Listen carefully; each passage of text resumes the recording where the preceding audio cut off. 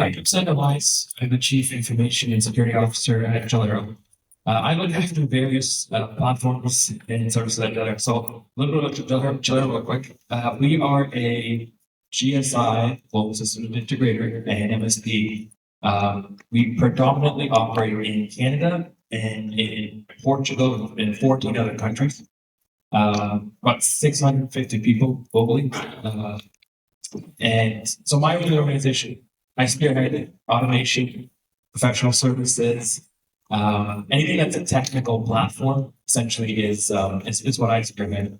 I'm very security focused, so I think when I look at anything in the place of automation, I immediately drive toward security. So that's my only organization. And then just one quick question: how many employees does the organization have? Roughly 650 globally. Okay. And before we slide down for the next introduction, I just want to do a check with the AV. As we're recording this, would it be better if the panel stood over one seat?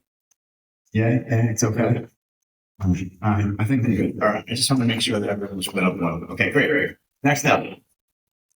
Technical issues come here. I'm John Snyder from NetFriends. We're a Durham-based MSP. Been in business since 1998. And we have about 40 folks. And we've been in the automation journey with various platforms and tools for many, many years. My role is your traditional EOS visionary. And so it's my job to try to project tons of optimism and confidence into the company. We can do this, we've got this. And so I guess I'm the chief cheerleader here. Okay. And I think most people in the audience know what EOS is. This is the Entrepreneurial Operating System. Could you just give a soundbite about that? What is it? A sound. Well, they're going to have to give me some sort of spin for permission for that. No, it is a framework and a set of terms and language in your organization that allows you to have really good and impactful meetings, getting feedback for anything that you do in your business that's kind of a regular thing. Helps you track metrics, helps you just iterate and improve your business in a variety of ways. For us, we've been on EOS ever since 2018, and it's been a really, really good platform for us. Fantastic. Matt, good to see you again. You're a veteran up on the panel, huh? It's something, right? All right. So I'm Matt Rewst. Call myself the Chief Experience Officer, Tech Range IT. Just couldn't find a better term for wearing all the hats. We're a dozen employees over in the Orlando, Florida area, so just a couple hours over. So my job there is, we actually already lunch shop too as well, so I'd like to Smith. I'm the visionary there, but just trying to do whatever we can to make the company better, to make the customers do better. And so with that, it's always following leading the automation, even though by no means am I all that technical. Got it. Excellent. Thank you each for your backgrounds. I'm going to ask you, by now you guys know my routine. I'm going to ask a few questions. We'll get the room warmed up, and then we'll open up the room to questions. And I want to hear the questions because this is the final Q&A of the day. Although I bet Darren will take some questions if you have any fun those ones. Opening question. Was there a particular pain point that you were trying to address or solve with automation? And as you describe that, but let me just pause there. That's the question. Was there a particular pain point you wanted to solve with automation? Yeah, I can answer that first. So if you look at the way that we operate as scalability and how we operate in their business, we tend to throw people at problems, right? And that's what happens with a lot of our organizations. It's like we are essentially throwing people at problems. So pain point for us was now I got a lot of people, a lot of lines of businesses that run. It's like we should be automating a lot of this. This should be automated. Humans make mistakes. The automation won't make a mistake as long as it's obviously programmed well enough. But essentially our main point was that, and I'll let you. Sure. We had two pain points that happened in two different parts of our business. One pain point was in our SOC, where I think many of you know, especially many years ago, turned on all these tools and you're getting all these pressures from your customers to be super responsive and really understand what's going on. We just got flooded by alerts. And so we had to really look into SOAR products and try to figure out how to ingest and process all those logs. And then we had another pain point, which was everyone knows MSPs suck at sales, and my partner Neelish, he got HubSpot, and he had to figure out how to be the sales guy all by himself, doing all the follow-ups, doing all the rigorous things you have to do. And so he really leaned into the sales automation and kicked off a bunch of things with that. And so those are our two totally different domains in the company, and there's no overlap, no interaction between the two, but those were two very acute pain points.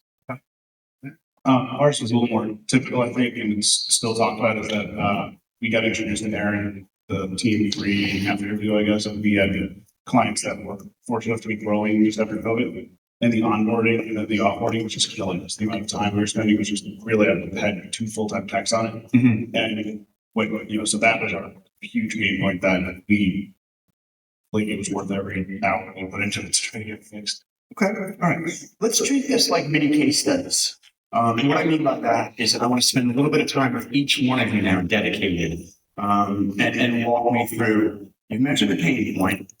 I want to talk a little bit about, okay, you identify the pain point. How do you begin to now formulate a potential plan, formulate a potential budget, and begin to address that? And I'm going to mix it up. I don't want to go up and down and down. So, John, let's do a mini case study with you. So, do you want to start with the security side, or do you want to start with the HubSpot? Do you mind if I skip and talk about Rewst? Yeah. Because those were early journeys, and they weren't my journey. Okay. So the pain point that came up with Rewst was we were at Right of Boom, saw Aaron's talk. We're like, wow, okay, this is a thing. And we hadn't really thought of a automation product, and I got excited. What year was this roughly? It was 2023. Okay. So I got super excited, and I couldn't get anyone else excited. No one else. I mean, well, Joel, our COO, he got excited. We really struggled with a vision conflict within the team because it felt like if we implement this new tool, Rewst, all the other little PowerShell scripts and other things that we were doing, they were all going to lose, and they were like, well, we're going in a direction here. It feels like you don't want to believe in what I've built. You want to get the next shiny thing. Right. I've never heard of Rewst. Why? We do not need another tool. And so trying to get everyone to recognize that this could be a centralizing agent. This could be a focal point, something that comes with training, that comes with a community. And that took months of work to try to get everyone to buy in. So let's I'll use a bad metaphor just to pop in my head first. Let's just call roast a cookie, right? So you start nibbling on the cookie, you like them, but yeah, this is a really good thing. How do you get the rest of the team or some other team members nibbling on the cookie, or at least watching you nibble on that cookie and saying, well, it was sweet, I'd like to bite that cookie. But how do you go down the journey? I mean, you really have to believe in the product, and you have to repeat it multiple times that you're serious. This isn't a flash in the pan. Right. We, using EOS, we made automation a rock. We formed a team. We put a charter together, a real statement about what it is that we were talking about with automation and why it's going to make a difference here. And while that helped, we still had skeptics. Right. It was still difficult, and it wasn't that there were the worst skepticism came from people who were already doing automation. They just weren't doing automation first. Mm-hmm. And that was a fascinating and unexpected thing that we had to reckon with in our organization. Right. And we did solve it by identifying specific integration engineers, using the term integration. Mm-hmm. So we focused on tools. We need to make our tools work better. We've bought tools. We need to expand their capabilities. We need to integrate these tools better. And so we saw that automation was maybe a word that was causing the unintended reaction. And so let's just lean into integration. Everyone gets behind leveraging the APIs, right? Making this tool talk about that tool better. Okay. All right, let's pause there. Anything that comes to mind, Matt, Sagar, in terms of your vantage point the first process you wanted to automate and get in, whether it was budget or people buy-in? What did you do to get people nibbling on the code? I think for us, it was a bit of a learning curve for everything else because we had failures before, right? Automation, when we got into Rewst, it was our first forte into automation. So 6 years ago, if we go back 6 years ago, the company made a decision to go and look at UiPath, look at other tools. All right, yeah, and let's be clear, UiPath, Automation Anywhere, expensive, complex enterprise. They're great for automation, but it's a system integrator, global service provider kind of platform. Yeah, the tool itself was fine. It's not like a tool, but essentially what we figured out was you got to have a center of excellence around the tool. It's like around the practice, right? We bought the tool, we threw a couple of people at it. Those people moved on. And then what happened to the tool? Well, it ran for a bit. And then eventually the automation stopped working. We kept obviously paying for UiPath. So I think, fast forward 6 years later, we're like, listen, we're going to look at automation again. It was like, oh, okay, here we go again. So I think this time around, it was like, I specifically went back to the board and said, okay, we have this tool. We're not building it from scratch. This tool already has integrations built into it. Because then it was like, well, we have our own automation AI teams because we did an acquisition in 2024 with a certain company. We already have this. It's like, yeah, we do. But, what they were proposing was essentially building it from scratch, maintaining every API. And it's like, well, that would take many years for us to build our own automation platform. So there was a very specific use case and sort of ROI projection that we put together based on it. And I said part of that was we create a center of excellence, we'll hire the folks, they will be this tool, and we actually did simulations on costs and all that type of stuff. And I think I emphasized the center of excellence. And we failed 6 years ago because we didn't have that center of excellence built. Yeah. So I want to go deeper dive on that. Matt, I'll jump through in a second. Before we go to the center of excellence. So when I used to cover enterprise, Accenture would go into their enterprise customers and say exactly what you need a center of excellence for X, analytics. You name the term, but what do you mean by that? Who lives in the center of excellence, or what lives in it? Is it certain content or documented processes? What is a center of excellence? So in our world, the center of excellence around automation would be people, process, and technology. Cohesively are planned for. They exist. They work together. And I think we did not account for that when we did this, like I said, 6 years ago, because it was like we never thought about all the pieces. We thought, hey, we're going to buy this tool and we're going to hire this one guy or these two guys, and they're going to run this whole platform. Right. And obviously there's risk associated with that. And I thought, okay, well, great, this just organically just run. No one was managing the actual outcomes and the ROI and all that type of stuff. But center of excellence actually is people, process, and technology. Gotcha. And then one more follow-up that popped into my head. There may be MSPs in the room that have 10 employees, 5 employees, 20 employees. Center of excellence to them may sound intimidating. Could you build a virtual center of excellence by being in the Rewst community? Would that be your center of excellence, so to speak? Or at least leverage some things in a people scalable way for your community? Yeah, that's a big part of Rewst, right? You don't need to be extensively building out a center of excellence. I think realistically, when you look at people, process, technology, you can have one person and still do it. As long as you define your objectives. There's been enough presentations over the past couple of days to actually help you build that center of excellence. But I think really focus on that when you're starting off. Put your emphasis on their talk to leaders and say, listen, we're not just going to go straight automation. We will help build a center of excellence. We will take care. Here's all the different things, and here's the outcomes. And I look at the center of excellence. I look at some of the stuff that we presented back on board now, and it's like it's more than just time savings. Because I significant time savings, which is great, of course, on the platform side, but the dollars and cents really what it came down to. Yeah. Matt, wait patiently. Tell us a little bit of the case study of that first process that you wanted to get automated and what the business case was. Yeah, I think ours is really good. We were talking about this before. Obviously, company size is wildly different here. Yeah. And when we met Aaron, I think Tim in like 19, 18 years ago, we kind of talked about the pain point with the user onboarding and offboarding. At the time, I think we're 5 or 6 employees at half our size right now. And then before we got started, I'm a husband-wife team, and we went down to this stuff. We got our dispatch, husband-wife, because we just decided to culture something. So I went through the process with whoever was in Aaron's team, started on user onboarding. It took a while, and I took all the time I needed, even though I was kind of running every aspect of the business. So there wasn't a budget per se, but it was the payment was big enough that I was still taking time, and it was a small enough business that even just the time investment, I kind of say why I was doing that, but I saw the value in getting, in what it would do for us. And I kind of wanted to be, I wanted to be on the curve really, but I also knew that even when you hired the full team back, I didn't want them getting bored, whatever, not being clicking a bunch of buttons. So it was totally different. And we've grown from there to where, to the point of a small team. We are a small team. We have an automation center of excellence.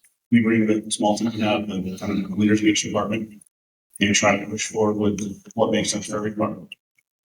I've got a ton more questions, but I also want to be very respectful of that. Do we have any questions so far? I do want to see some hands, and there's a question right up front, right here. Now, I'm working my questions as well, but let's get a microphone to use. If we can get your first name and just where you're based and how many employees roughly. Yeah, my name is Jack Marcel. I'm the Director of Automation for Riddick Innovation Technology. We're a 20-person MSP operating out of Dallas, Texas. Working a lot in automation, specifically kind of on the automation team. A lot of times people kind of say we operate in silence. If we're doing our job well, hopefully no one notices because nothing big is breaking at scale. How do you demonstrate the value of automation to your own employees, but also to your clients? Because I know back of house automation is kind of hard to pitch to them as a benefit for clients. And let's start with your own employees. Of course, we talked a little bit last year's event was about building automation internally. So how do you show the value to them? And then this year's conference, getting out to the customers and showing them the value. So we try to celebrate it in our staff meetings, but we have a monthly report that comes out from our integration engineer that lists all the automations that have been built, and puts how many hours have been saved, shares that with the company as a whole. Internally, now that we have had everyone adopt automation and they understand that it's a real value add, that just reinforces we're still doing it. There's still lots of things happening. One thing too that really helps is our automation team. We use Slack to communicate, and when someone posts something in a room saying, "Hey, can I get this?" they just turn it around really fast. So there's a real quick, almost same day reward for ideas and things that make your life easier as a tech. That's made a big difference. So you get that immediate, hit and dopamine hit from like, I have this idea. Like, there it is. Maybe a quick clarification so that we're all on the same page. But that's key because it shows a prioritization. And then that summary is just really nice to see because even if you just is this a simple one dashboard report, or it's honestly a bullet list. Okay, it's an unsexy list of here's all the things we did across all the different platforms, and it's more even if you don't read it, you see it and it's impressive, and you're like, oh, okay, we're really doing this. And I think that drip every month there's something that's coming out and that everyone feels like, oh yeah, I recognize that. Yeah, he gave me that. They built that for me. I think that makes a big difference internally. I could keep going on with customers. Yeah. So let's stay internal for a minute, and then we'll go external to the customers. Internally, how do you show that? So for us, that was actually one thing that happened. We was part of the automation center of excellence meeting is that techs first off weren't always into reporting something, and even more for HR, finance, and they started kind of asking questions like, "You're making all these automations for technical. What about us?" So making an automation help them. That helped us tremendously. They could help their HR function. They now have kind of financial dashboards, financial reports that they didn't have. And even with the text, the same thing kind of worked because we found that always, level one technical was thinking of it, but then when something had to be made for them that made the job easier, now they started to ask the question. Now they started to ask for it. So I think you have to give them something that helps them, and now they're what? Now they think. For us, it's two simple things. So for me, at least, it's one, I'm part of the executive leadership team, taking those stats back to the top and saying, well, there's time saved, but there's also dollars and cents that we're saving based on time. So that's one. The second one, after Kelvin covered this in the previous session here, like have your automation engineers actually be part of the process. Let them bring the opportunities. Let them be. I always told, the people that join the team, the automation team, that half your job is a business job, right? And the other half of your job is technical. And let them buy into the ideas. If you are the one that's coming up with the ideas, speaking to other leaders, platform teams, or whatever else in the organization, saying, "Hey, look, I discovered this," and you buy into it, you believe it, you'll do much better, get better results out of it. So I think those two things definitely help them. Each one. Gary Pickett during his presentation this morning, he really spoke about an MSP or a virtual CIO goes out and interviews the customer. It's not about your tech stack. It's about your business strategy. About your growth strategy. And it's always a long list of business questions. Do you discover? Do you want your automation team going around department, HR, finance? Tell me about your daily activities and where are the manual tasks, things like that. Or not really. You really want the departments telling the automation team, "I just got the hair bill here. Can you automate?" So an easy way to answer that is, I think the automation roadmap should be obviously done by someone that leads the automation for sure. But those actual conversations and the requirements and everything else, I believe the engineer needs to buy in, come up with their ideas of how to do it, how to actually, because you could technically in your automation roadmap say that this is how we're going to execute on it. And you go back to MVP, middle viable project, which Amanda talked about. It's one of those things where come up with MVPs for each piece of your roadmap, right? Yep. Don't just go in and say we're going to automate this into it. And it's going to take 3 months. Like, well, 3 months is a lot. Plus, you're going to take vacation. There's another month gone there. You're not going to get this into production anytime soon. Right. Matt, you're going to say something once we you're okay. So I wanted to transition to showing value to the customer. The KPIs, we're doing quarterly business reviews, or some steps you're taking to show the value of automation to the customer. I mean, being honest, we aren't doing anything over yet. Definitely been inspired by conversations here. We've mostly been just thinking about continuing to build out our customer portal and add more easy buttons to it. That's been, I think, the best way to surface it where it matters to customers. And so I can see us starting to report more on the portal usage and highlighting, playing it up. I loved one of the earlier presenters. That was amazing seeing how they were really trying to use natural language to start prompting. Like, hey, you could have gone to the portal or and used our automation to do this. So I can definitely see us starting to be overt about this.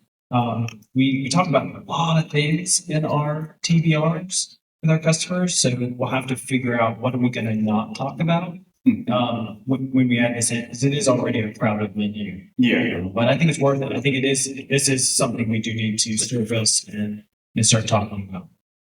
Other thoughts on sort of the customer ROI or what you may do in that area?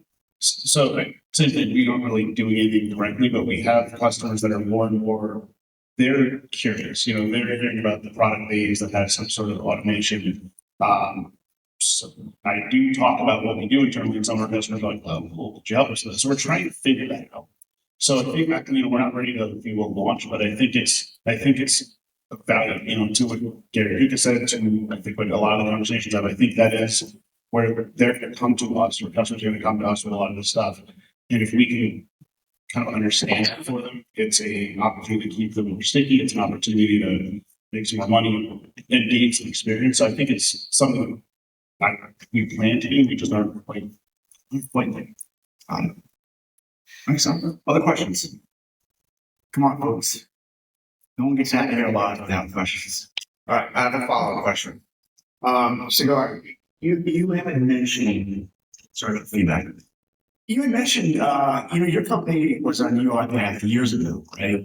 And I think there was an explosive moment up in the enterprise, in a good way. ServiceNow, for instance, was originally known as like an IT service management platform. And then they expanded it into workflow automation across basically every department, HR, finance, and the list goes on. Do you see a similar explosion potentially happening in the automation area in SMB across every department over time? Not tomorrow, but over time. Yeah, I think over time, absolutely. I'm a little biased. Obviously, we use ServiceNow as well, but it's one of those things where that never scaled down that well. It still doesn't. Yeah. So when we have a top enterprise clients, we put on ServiceNow essentially. But I generally feel that it hasn't been able to scale down. It's scaling up, okay, but scaling down to SMB is not as easy. No. It's not easy, No. and it costs a ton of cash to buy back. And what we got out of it, I mean, look at Rewst today and look at how we're leveraging it. I mean, the ROI numbers are off the charts. Very, very good. Gotcha. What about priorities we're in June right now? Where are you taking automation next? What are some of the next steps that you prioritize for 2025? Customer portal, Customer portal, yeah. Self-service customer. self-service. All right. What are some of the first tasks you would like to automate in that customer world, where the customer can just come in and take care of the service themselves? I mean, I would like to start promoting various things because we have really been into CIS framework, security frameworks, and I would love if we can promote people coming in kind of self-auditing, just double checking that our user lists, our device lists are accurate. And if there's any inaccuracies, they just click a button and it triggers an automated process to true that up. License true ups, things like that have a real cost driver. I would love that because that promotes good governance. It's a great way to keep encouraging them to come back to the portal as well. So that's something I would love to start working on. Next steps, 2025? So, like a lot of that too, but what's interesting, and I don't think any of the vendors are here in the room, but we're actually trying to see what vendors we have that we can replace the products. Okay. So you want to simplify your stack potentially? Yeah. Some of them aren't that expensive. It's just more, it's another tool switch, it's another this. Right. So we're looking at some of that as well, though. That we're literally the process. Yeah. Show of hands. I mean, this has been a theme that a lot of people have mentioned to be one-on-one private. I see automation as a way of potentially getting rid of products in my stack and just doing automation. Is that something the room is starting to see? Is that something certain folks in the room have already done? Yeah. Yeah, great. That's something after you've done it. I think you've seen the ROI. So next door, maybe the arms are way on now. I think simplification of stack will continue to be a big theme. AI. I purposely didn't want to turn this into an AI, but on the other hand, I think it is an important conversation. Aaron did a wonderful job yesterday talking about sort of automation and then plugging in an AI brain to automation. Do you see a path similar to that? Or do you not want to introduce AI into the system yet? Do you want to nail sort of a foundational automation and then think about the brain longer term? I think the AI component, it's actually going to enable us further. So if you look at the scale that we operate at and the high rate of bringing people up to speed, it takes a lot of time. And it's realistically, you can do training in a week. You can kind of figure things out, but understanding syntax, understanding integrations, and all that takes time. So what I see, what that will help us is enable us to scale up quicker, bring in the right sort of staff that we need and not spending so much time figuring it out, right? Like again, you can kind of get not your MVP, but you kind of get your bonus put together. Yeah. And then we can have more senior folks look at it or whatever. But I feel it's gonna enable us to scale much quicker on Rewst. Yeah, I don't want to force fit AI because I feel like external pressures to do so. I see AI as, really eager, smart, slightly drunk or high intern. So, totally something that is fun, spicy. But you have to really think hard about the guardrails, the business risks. Yeah. And it will siphon off energy and vision away from automation. And so you have to have a reason to siphon it off. You have to have a reason to let that additional variable into the equation. And right now there's so much low hanging fruit. I feel like AI is not low hanging fruit. Right. So I don't know. I don't feel super eager to go up on a rickety ladder way up high. I mean, I'm going to be passive by so much stuff that's just ready to be plucked right off the tree. Right. So we already have a little bit of AI into some stuff, and we're continuing forward really well. Understanding you can wrong sometimes. That's probably the biggest question: is the guardrails, when to stop. But there are plenty of automations. I think AI can better. Right. So we are pushing forward. Gotcha. Yeah. But in the meantime, it's clear that there's major ROI in automation even before you begin dabbling in terms of plugging in a brain. So don't get overwhelmed by AI noise. Is there a question up front? One here. Yeah. Okay. So my question pertains to both showing value internally as well as probably replacing tool sets, like you were talking about just a moment ago. So, have any of you tried, rather than just automating processes that are currently manual, how much have you extended your current tool sets using Rewst, or made them do things that they wouldn't otherwise do? Is that something that you all have seen value in that has helped internally? Are you unlocking more value from your existing tools thanks to automation? Yeah, I think for sure because we've got some features in our PSA that really wouldn't be possible. And what it does, and Rewst is allowing us to do that. So it's not quite a wrap, but it's just things within the ticket that allows us to do things that it doesn't do yet. And I think in general, yeah, we're pulling things out of the tools that aren't otherwise available. So we are absolutely. Anyone else thoughts on that one? Yeah. Yeah. Hi there. Yeah. Yeah, sir. Go for it. We can hear. Okay. So my name is Trevor. I am a junior. Sure. Let's see if they It's not on. Didn't. Hello. Is this better? Okay. Yep. Hi there. So my name is Trevor. I'm a junior software engineer at a MSP of about 40 to 50 people up in Newtown, Connecticut. I was wondering, I think this was touched on a little bit before. Maybe this is more of a question for Sagar. But in terms of your automation journey, I was wondering at what point during it did you kind of realize that you can start using automation as a service? And if you ever reached that point in your journey, kind of how you balance, creating internally used automations versus putting time to, reaching out to customers, see if there's something that they can do with the automation that you're creating. Yeah, it's interesting you asked that question. So one thing I did want to get out of flow this year was understanding customer level automation. I think they called it PaaS or whatever, automation as a service, right?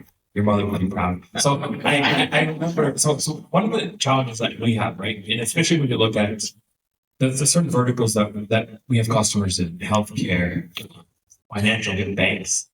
It's like, to do customer level automation, governance, risk, and compliance, especially in Europe, it's like that's 50% of my time is just going to that. So that's been very apprehensive, very apprehensive to start getting into customer level automations without actually having okay, does it fit within your ISO 27001 software type tool, which we are certified for? But I think that's been the barrier, to be honest with you, for us personally. But I do believe sometime this year or early next year, we will be deep into customer level automations. Me personally, we need to figure out how we can get past the governance, risk, compliance part of it. Because I think once you take it to a customer, they have 1,000 questions, which again, valid. Like, where's my data going? What are they're no problem with the automation. I know our sales guys are great. They're going to sell it in the field. The customer's going to be gung ho about it. But I feel when I get to the governance risk part, they all have risk teams and whatnot. They would put the red flag like this. They sorry, until you can explain yourself, Right. You're not gonna go over with this. Yeah. Just want to add to that. When I think of customers and what's the easiest customer to bring automation to, it's the co-managed customer. It's the one where we are augmenting and working side by side in partnership with local IT. And that's the best. I mean, they speak your language. Whatever you're going to build, they're going to be able to validate and see and champion internally. They'll be the biggest advocate. So for us at NetFriends, probably about a quarter to a third of our customers we're in a co-managed situation with, and they're already our most profitable and our best customers. many levels because of that tight relationship. The person that we're working with really understands IT because they have to carry out IT internally. So that would be where I would focus if you're trying to think about how to bring automation to the customer. And yeah. Thank you. All right, any other questions? Okay, we have a question here, and then I will follow up with a closing question. Good? Go So, ahead. Jeff Detloff with Corsair, where I'm the head of the AI strategy. We're a 500-person PE-backed MSP. And we're hearing in the public from large companies saying we are replacing employees with technology, but then we hear lots of other people saying, no, we're not going to replace employees. This automation is just going to save us time. What's the reality with you? Are you tracking that? Are you thinking about it? What are your feelings? I don't think automation replaces employees. I think automation actually is more of a retention strategy than anything. I think you have to question who, when someone says, I'm going to use automation to replace employees, I mean, that's probably someone who's got board pressure from their, capital backers to try to cut costs and payrolls off and when they cut. So they're probably just messaging to their boss, hey, I heard that you need me to make this place more profitable. But for us, we do not see automation as eliminating any jobs or preventing us from hiring jobs. We see it hopefully unlocking more creativity, more ways to approach a customer in a meaningful way that makes them feel like they're getting their solutions faster. And so we can work on deeper and harder problems for them. So automation hopefully is taking away the mundane and allowing your best cycles, that caffeinated brain, really go out and do great work without distraction and having to circle back and go reset a password again, do a backup restore again. I'll add that the retention part isn't just mundane, but it's also maybe you're not replacing an employee. Like if you have 20 employees, you want to go to 15, but if you have 20, maybe you stay at 20 for longer. You get maybe those 20 maybe more because so that's the other thing I like. Yeah, and as I never want to say former journalist because I never closed the book fully on that. But if someone's been around media a long time, I mean, the Wall Street Journal, everyone else right now, when they write about layoffs, they're putting AI in the headline for SEO every time. Yes. I think there's a portion of the headlines that are accurate and true. I think certain companies think they can lay off people for AI. I think there's a portion of the headlines where it's just please the shareholders, get the stock even higher. Just the latest headlines. Amazon CEO said we're going to have fewer employees because of AI. Microsoft's expecting to do layoffs. Microsoft and OpenAI may have a falling out. But don't let the headlines distract you from the opportunity here, which is get automated, and then Rewst will have an AI brain for you to plug in when the time is right for you. It, I think, would be my message. My closing question for them is, 10 days go back to the office, they're in the office next week. What's the one light lift thing they can do to move forward or get started with automation? I would say that you don't have an automation roadmap created, start creating a roadmap and mapping it all out. I think I did talk to a lot of service providers that are here today, and it can be small, it can be a 1-person shop or a 50-person shop. But I think having your roadmap, being able to follow kind of a DevOps type methodology on developing and having structure will show, senior leadership that you've got your things going. You have a plan. We didn't just buy a tool, Right. and we're not just throwing people at it. We actually have a plan, and that is how, at least from my perspective, we're able to show value to the organization. That look, we have these releases coming up. We have these features going live. There's value coming down that pipe. If you don't have that, I implore everyone to go and actually create that automation roadmap. One might lift it. Make a list of your tools and put beside each tool if it's integrated with anything else. Right. And anything that doesn't have an integration, you need to ask yourself why. Is it just because it's immaterial, not important, or you just haven't gotten to it yet? But start asking why. Why does that tool? Why is it left out? Yeah.